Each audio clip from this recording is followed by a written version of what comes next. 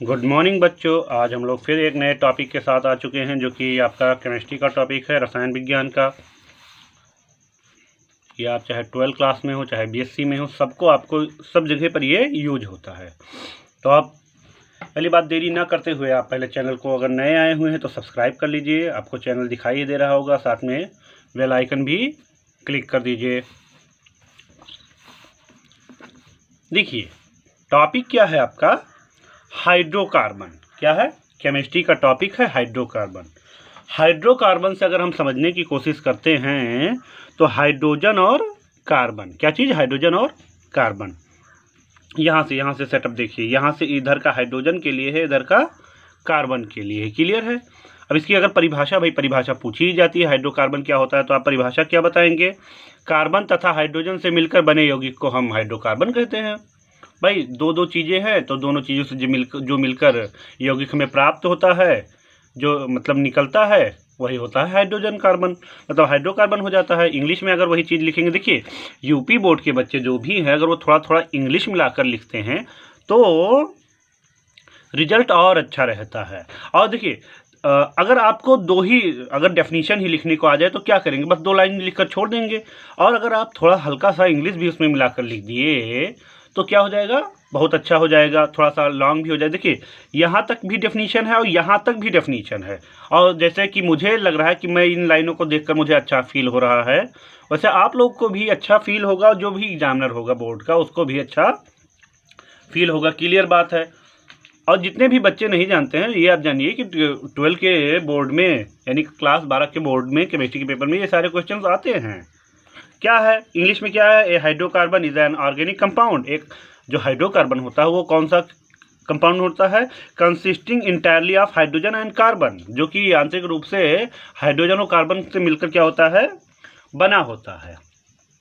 Hydrogen और carbon के उससे बना होता है। यहाँ पर चलिए ये हो गया आपका डेफिनेशन हो गया। यहाँ से यहाँ तक आपको क्या लिख देना है? कार्बन तथा हाइड्रोजन से मिलकर बने यौगिक को हम हाइड्रोकार्बन कहते हैं। क्लियर है? इंग्लिश में वही बात लिख देनी, a hydrocarbon is an organic compound consisting entirely of hydrogen and carbon.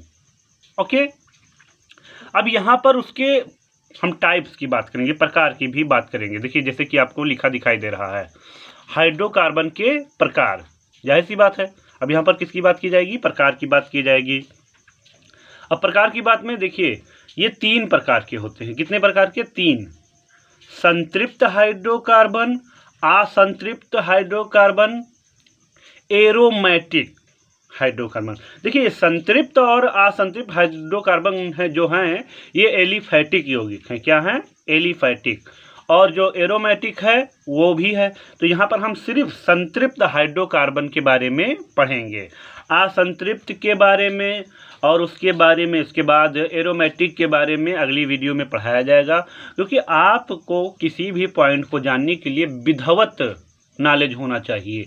तो ऐसा नहीं कि हम 5 मिनट की वीडियो में सारी चीज़ें बता दें आपको। अगर ऐसा बता देंगे तो बहुत हवा में हो जाएगा कि बस बता दिए निकल लिए। आपको यहाँ पर बोर्ड के पेपर में फुल्ली लिखना पड़ता है। क्लियर है? अब आ जाता है संतृप्त हाइड्रोकार्बन। यहाँ पर ये जान जाइए, इस संतृप्त हाइड्रोकार्बन को एल्केन भी कहते हैं। क्या कहते हैं? एल्केन। क्लियर? डेफिनेशन लिखी हुई है। अगर आपसे पूछ ही लेता है संतृप्त हाइड्रोकार्बन की डेफिनेशन बताइए तो क्या लिखेंगे? जब पूरे कार्बन श्रृंखला में, यानी जो आपकी कार्बन की बड़ी सी श्रृंखला बनती है, अभी बताएंगे, में कार्बन और कार्बन के बीच, यानी चाहे जितने भी कार्बन हैं सब कार्बन के बीच एक ही सहसंयोजी आबंध, यानी आबंध का मतलब बॉन्ड, यानी एक ही बॉन्ड से वो क्या होता है? जुड़ा होता है। अगर बॉन्ड भी नहीं जान पाते हैं तो लाइन समझ लीजिए, एक ही लाइन से क्या होता है? जुड़ा होता है। तो ऐसे पदार्थ को क्या कहते हैं? संतृप्त हाइड्रोकार्बन पदार्थ कहते हैं। क्लियर है? इसके अंतर्गत एल्केन समूह, हमने पहले ही बता दिया कि कौन सा समूह आने वाला है? एल्केन समूह आएगा। ठीक, एल्केन समूह के यौगिक आते हैं जिनका सूत्र क्या है? CnH2n+2। ये चीज़ आपकी बहुत ही ज़्यादा क्या है? इंपॉर्टेंट है, CnH2n+2। क्लियर? अब देख लेते हैं कि एल्केन क्या चीज़ है। देखिए हम फार्मूला लिखते हैं। फार्मूला लिख लिए। फार्मूला क्या है आपका? CnH2n+2। क्लियर?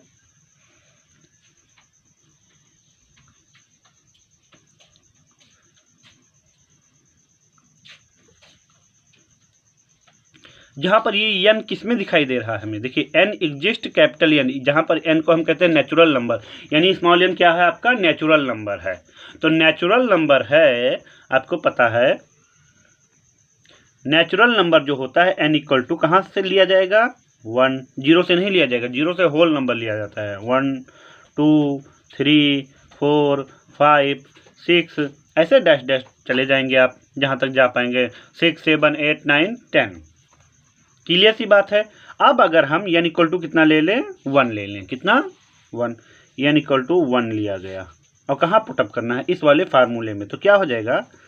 C1H2 into 1+2। अगर हम इसको और सही से करें तो देखिए 1 लिखने की बार बार ज़रूरत नहीं है। तो C 2 1 जा 2 और उसमें 2 ऐड कर देंगे, कितना हो जाएगा? 4। ये क्या हो गया आपका? CH4, जिसे हम कहते हैं मेथेन। क्या कहते हैं? क्लियर सी बात है। अगर n इक्वल टू ले लिया जाए आपका 2 ले लिया जाए, क्या ले लिया जाए? n इक्वल टू क्या लिया जाएगा? 2 लिया जाएगा। अब ध्यान से देखिए, जहाँ जहाँ n है वहाँ वहाँ क्या रख देना हमें? 2। तो क्या हो जाएगा? C2H2 into 2+2। क्लियर? तो क्या बना आपका? C2 2 2 जा 4 और उसमें 2 ऐड कर दीजिए 6, यानी H6। ये क्या बना आपका? एथेन। और देखते हैं कि इसके अंदर कार्बन कार्बन के बीच में क्या हम डबल वो एक ही बॉन्ड लेते हैं। तो यहाँ पर देखिए 2 कार्बन है, तो हमने 2 कार्बन को क्या कर लिया? ले लिया। अब उनकी वैलेंसी को क्या कर लेते हैं? हम पूरा कर लेते हैं। देखिए ये हो गया। ये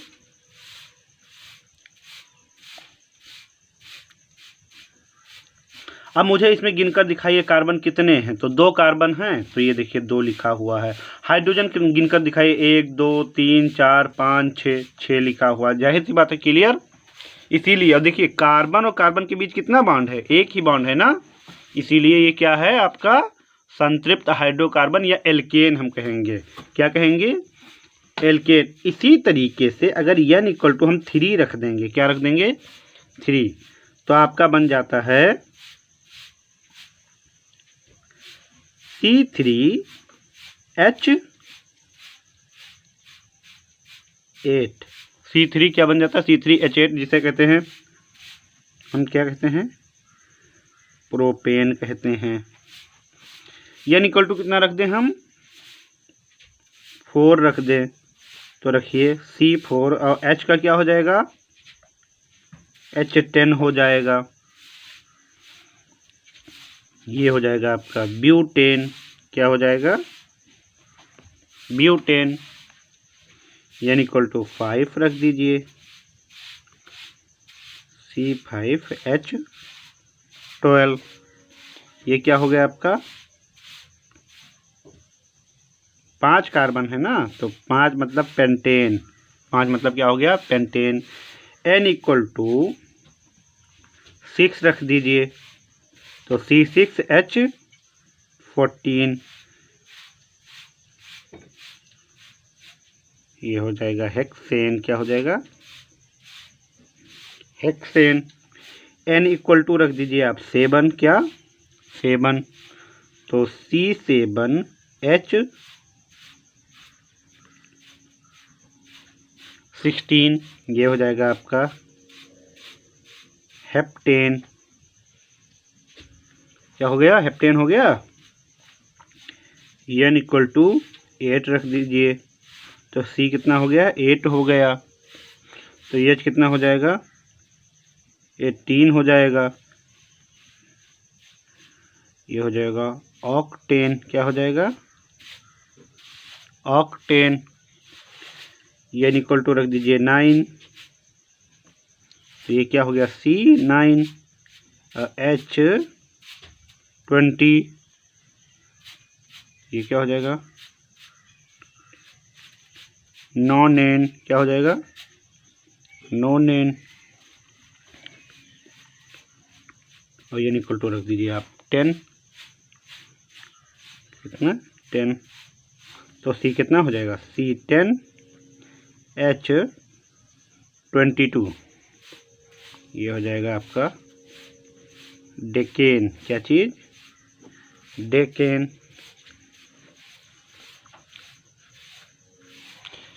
इससे क्या समझ में आया कि 1 पर मीथेन, 2 पर एथेन, 3 पर प्रोपेन, 4 पर ब्यूटेन, 5 पर पेंटेन, 6 पर हेक्सेन, 7 पर हेप्टेन, 8 पर ऑक्टेन, 9 पर नॉनेन और 10 पर डेकेन।